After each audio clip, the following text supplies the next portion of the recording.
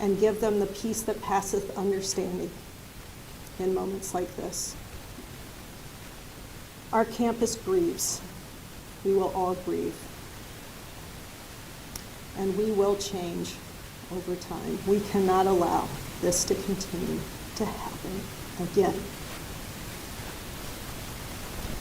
I want to thank the ASMSU president and the ASMSU and our faculty senate and their leadership for their leadership throughout this event today, to our police, to all of those in the East Lansing area, to the governor, to our senators, and all of the folks who have reached out to make sure that we at MSU know that they are standing by our side. To our students, we will take 2 days where we will move to emergency operation to give ourselves time to think and to grieve and to be together.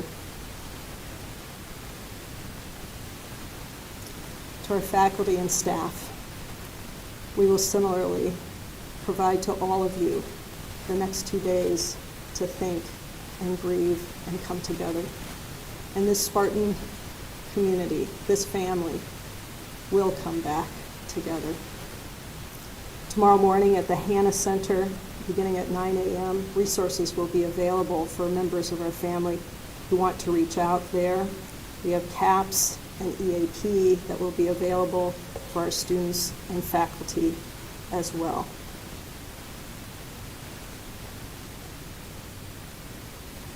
There is little else that can be said other than we are a community that is knit together by each other, and we will hold each other up in moments of grief as well as celebration. But today we come together as a family and we grieve together.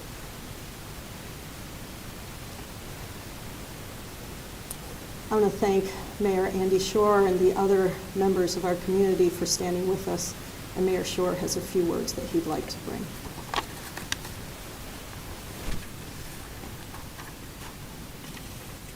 Tonight has been horrific.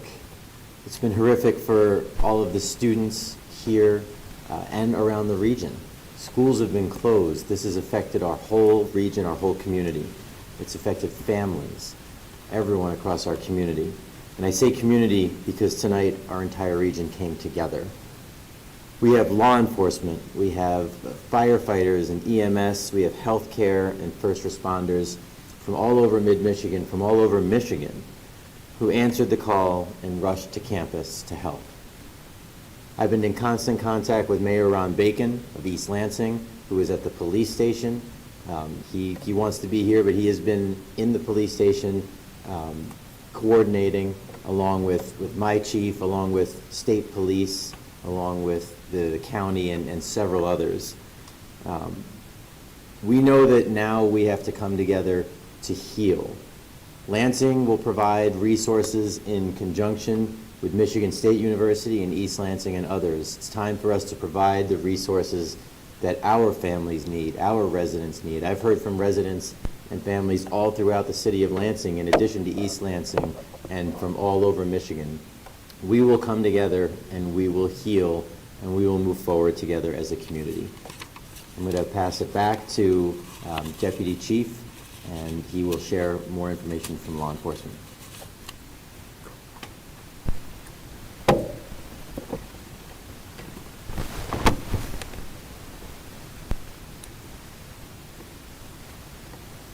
Thank you, everybody. My name is Chris Rosman. I'm the Deputy Chief at Michigan State University Police and Public Safety. Over my right shoulder is our Vice President for Public Safety and Chief of Police, Marlon Lewis. And I want to start by saying that we have been committed to being as transparent as possible and sharing as much information as we can since the start of this horrific incident.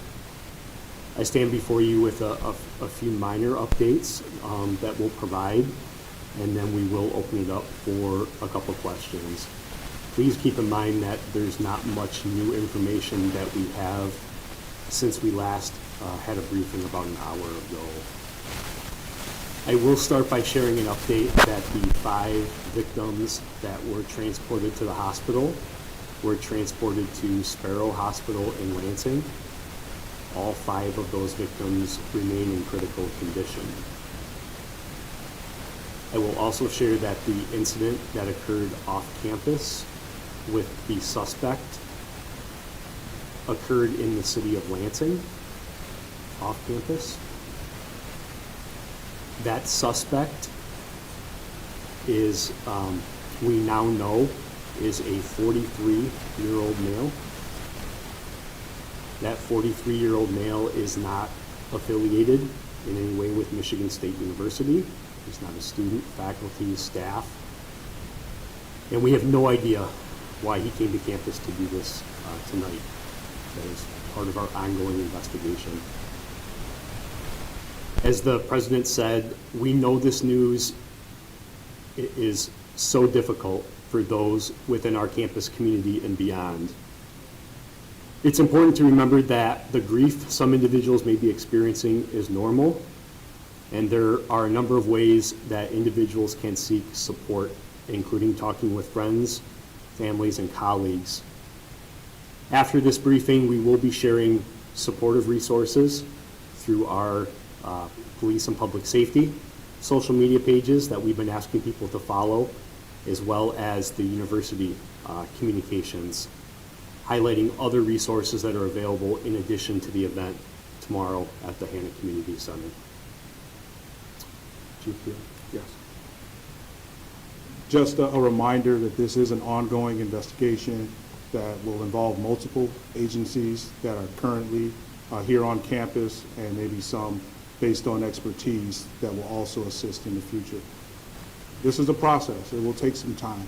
I know we all want answers, and we as soon as we have them, we will share them. That is something that will occur over the next few days immediately. We will continue to have these updates with our community as well as with our media moving forward with it. It's a process. The answers will come. Hopefully what has been shared to this point is enough to assist in what we are all trying to do, which is to recover at this point. The next couple of days, as you've heard from President Woodruff and also Deputy Chief Rosman in regards to resources that will be available by those that are impacted. If you witness people that need assistance, please speak up.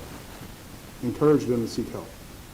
Sometimes they're just unable to do it alone, and sometimes you just need to have a little assistance to get them going with that. Those resources will be available. We will now take questions. Other than the 8 who were shot, 3 fatally, 5 were in the hospital, are there any other victims tonight? to our knowledge, there are only 8 total victims in this case, 3 that are deceased and 5 at the hospital. Do you have any updates on the surgical status of these victims? Have they in surgery now? Have they come out since? So we do not have those specific updates. What we were told by Sparrow Hospital is that they remain in critical condition. We may have future updates, more specific updates in the morning as we coordinate that information with the Sparrow Health System. Yeah, so we are still working to fully identify all of the victims that are involved in this case, and if they have affiliation to our university, we will continue to pursue that, and we will share that information as soon as we are able to. Please understand that behind every victim is a family and our loved ones, and we need to be respectful to that. And so we will share information as soon as possible regarding the identity of those victims, especially the deceased, and any affiliation that they may have had with Michigan State University. Did that identify, can you just characterize what their age range is? I don't currently have that information. No. Our investigators have that information. We're still processing it and working through it. Hopefully tomorrow we'll be able to put that information together and share more details. Over. You were, you did police report, conducting the investigation, coordinating with not another agency. So it'd be a collaborative process with that. We do have ability to partner. We will do that in a circumstance like this. The preference is for those agencies that have the resources and expertise at this level. They will take the lead on that particular step in the investigation. This happened here, we are the primary law enforcement agency. We will be involved every step of the way. But when you have resources like we do locally, at the state level and at the federal level, we are going to take advantage of those resources and utilize them. Yes, sir. Is the suspect found then, or was there some sort of contact dispute? So again, we're still working through the investigation. Our understanding is that the suspect was confronted by law enforcement. Correct. Is the home surrounded and work management right now the home of the suspect? I cannot confirm or share any information about that right now. There are several parts of the investigation, including the suspect's residence, where he lived, that are part of that investigation. I'm not able to share that at this time. In front of me. Was the suspect there when he was in? I cannot confirm residency status of the suspect at this time. Is there any update on the weapon that was used? No, we do not have a current update in terms of the weapon type that was used. That will be part of our investigation, obviously, and we'll work through that. We will share that information when we are able to. Please understand that we may have initial information. Before we share that, we want to make sure it's accurate. And so that's part of that process that we're working through with the investigation, is confirming the accuracy of information, which is why we want to be mindful of that as we share information. Go ahead. Can you confirm what the suspect had on them at the time, the backpack or an initial and the weapon? I cannot confirm what the suspect had on him at the time of the incident off campus. All I can confirm is what he was wearing and had on him on campus in the photograph that we released during the incident. Yes, sir. Could you tell me more about how the suspect was contacted, like you mentioned in the previous question?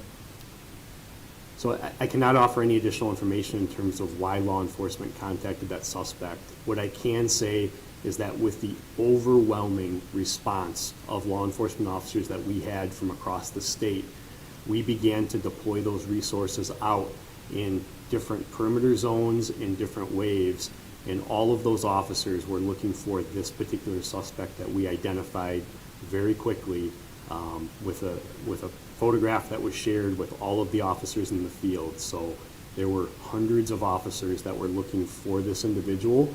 What led the officers to come across him and contact him, we will determine that. That will be part of our investigation, but I'm not able to share that at this point.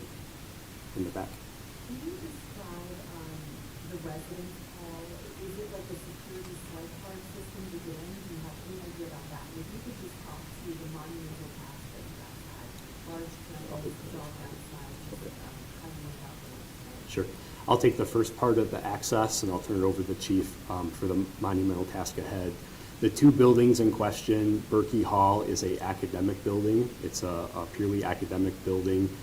There's no residence. It's not a residence hall facility. That building is unlocked and open to the public during business hours, if you will. This incident did occur before the building was secured overnight. And to my knowledge, there were activities occurring in that building as part of the academic function of the university. The second building, the MSU Union, is similarly open to the general public. It does not require any special access. It's a building that is open not only to students, faculty, staff, but to the general public. And that building was open at the time. It does have hours where it closes. This occurred during the hours that the building was open. And I'll turn it over to the chief for the second part. And that's part of the monumental task, right? We do have areas that are accessible to the public with that. The task in itself is that we have 400 buildings on campus and over 5,300 acres with that. And part of the process of the response that we had is that we were able to divide and organize, to be methodical in the search process with that, to obtain evidence and to share it as they come through. But with a university of our size and the areas that we're responsible for, that becomes a task with that. And it's also as part of what we try to establish here as a culture, is that we all in some way are accountable to each other for safety and things of that nature. With it, the questions that you were starting to get to with the access control and things of that nature, those are in the residence halls and components like that that are not open to the general public, but the facilities where this actually occurred, at the time it was open to the public. Good. Do you know how long the suspect was on campus prior to the first shooting occurring, and if they had been on campus at all previously? I do not have that information currently. How long the suspect was on campus before he entered Berkey Hall, the location of the first incident, is not known at this time, but that is something that our investigators will be interested in and will be following up on, but I don't have that right now in the back. These public buildings, are you aware if any kind of safety mechanisms were inside, like nightrock or anything like that? So we do have a robust and comprehensive safety plan on campus. Like the chief said, we have a lot of buildings, and every building is built differently, constructed differently, but we have assessed and we continue to assess our security features within those buildings. In this instance today, we relied very heavily on our notification systems. We know that during an incident involving an active shooter, that providing clear instructions to the community in terms of actions to take is very important. And that's why we pushed the information out very quickly, that there was an incident occurring, to shelter in place, to run, hide, fight, and we implemented the training that we have had in place, the emergency plans that we have had in place, and we instituted the training that not only the officers had, but that we've trained our community how to respond to an incident like this as well. So it's hard to talk about specific physical security features of a particular building down the road after this incident. That obviously is something that we will look at, and if there's ways to improve, we will look to improve. But right now, we're really focused on the immediate response and the immediate aftermath to this tragedy. Can we go over here? President Goldberg, when you first found out that shooting on campus, what did you know? Well, I first tried to get the information, so it was critical to me that I have accurate information. And then my thoughts immediately went to the individuals who had been shot and their families and the students around them. And I think one of the things I'm most proud of is on a campus this size, how quickly every student, staff, faculty member immediately took action. They sheltered in place, and they did so for hours in order to allow our law enforcement to come together and quickly be able to survey the campus and set up the perimeters that were described. So my thoughts immediately went to those individuals who were in that room, in that classroom, and my prayers went to heaven.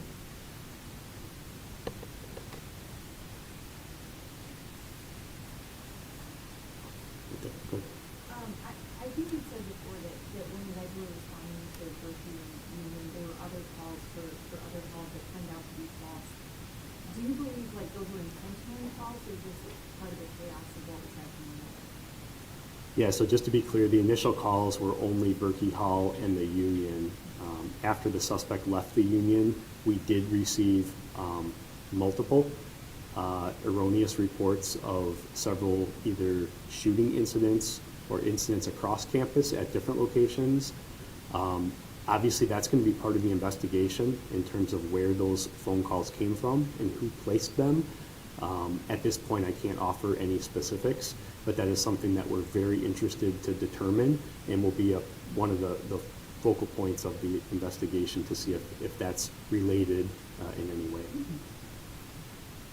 Go ahead. How many other reports were there that weren't false? I don't have a specific number, but we did have numerous. I'll say more than 5. reports of either individuals hearing shots on campus that never occurred, or reporting a shooting that occurred at a different location.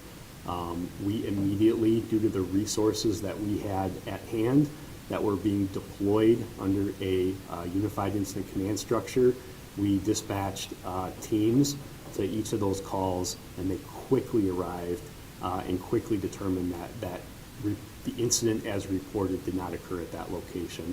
But I can't emphasize enough that even though we were dealing with two different scenes, we continued to utilize our resources, our law enforcement partners, to actively ensure the safety of the rest of campus at that point.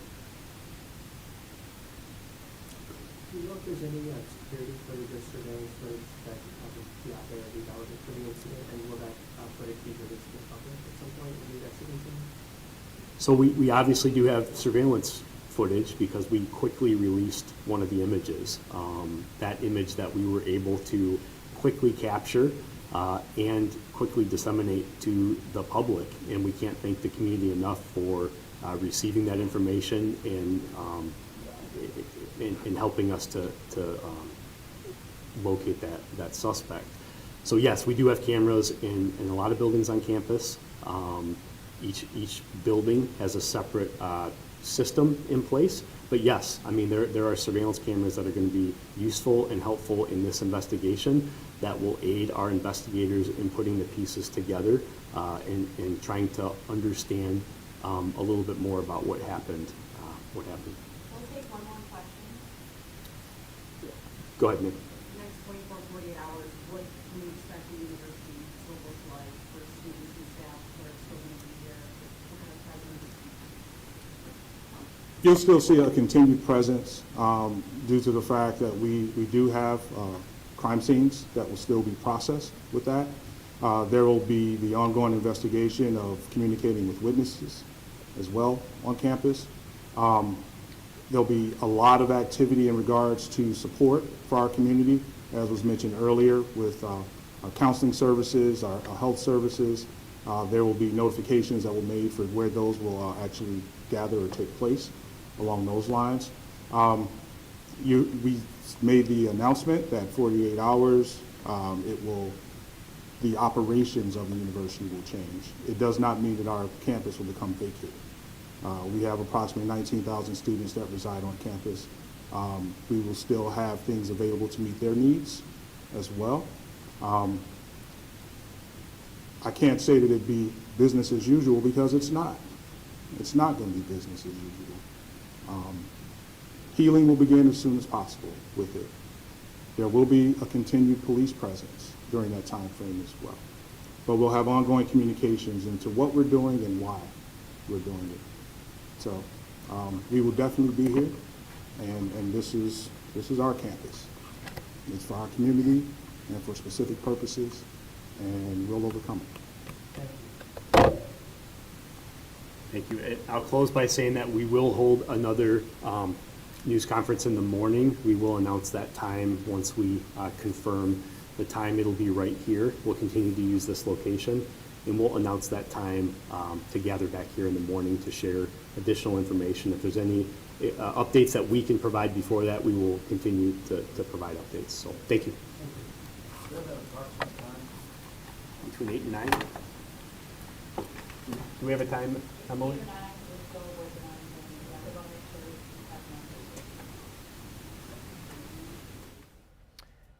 That was MSU police providing an update on the conditions of the victims there at the shooting at MSU. 3 people dead, 5 others remain in critical condition following that shooting, which started around 8:18 last night inside Berkeley Hall, which was unlocked and open to the public during the time of the shooting. The second scene was at MSU Union, which is also open to the general public. And we've learned the suspect was a 43-year-old male who was caught here on surveillance video. You can see his picture right there. Police just told us they do not believe he has any ties to the university and do not know why he came on campus to commit this act of violence. He was found dead after allegedly turning the gun on himself just north of campus in Lansing, near the intersection of Lake Lansing Road and North Larch Street. Police are working to determine more information about the weapon used and where the suspect is actually from. Michigan Attorney General Dana Nessel issued the following statement after the shooting at Michigan State University. As a parent, there is no greater fear than having your child tell you there is an active shooter at their school. I experienced this terror along with thousands of other MSU families last night. While my Spartan sons are safe, I am mourning the devastating loss and senseless violence. The events at Michigan State University are a tragedy for the entire state of Michigan. My thoughts are with the victims, their families, friends, and loved ones. I want to thank everyone in law enforcement who worked to secure the campus and protect the community. I am hopeful that the investigation reveals how we can better protect our children, our neighbors, and all those who call Michigan home. Governor Gretchen Whitmer is pledging support to the impacted MSU families and the community and has ordered flags statewide to be lowered. In a statement, she said in part, MSU's campus is a special place for so many, and it is now the site of another senseless act of gun violence. Parents across Michigan were on pins and needles calling their kids to check in on them and tell them they love them. I want to thank the first responders for their swift actions on the ground tonight and the medical professionals who are working to save lives. We will mourn the loss of beautiful souls and pray for those fighting for their lives in the hospital. Again, just coming out of that press conference from Lansing, where we heard from a variety of people, including the Chief of Police, Teresa Woodruff, the interim president at MSU. The investigation here ongoing, but we do now know that the 43-year-old male who is not affiliated with campus there was the shooter. He has been confirmed dead. 3 others dead, victims of this shooting, 5 in critical condition right now. We will continue to follow this story throughout the morning. We have crews across East Lansing right now. Stay with us on air and online at 13onyourside.com. We will have full coverage of all this starting this morning at 4:30. We'll see you then.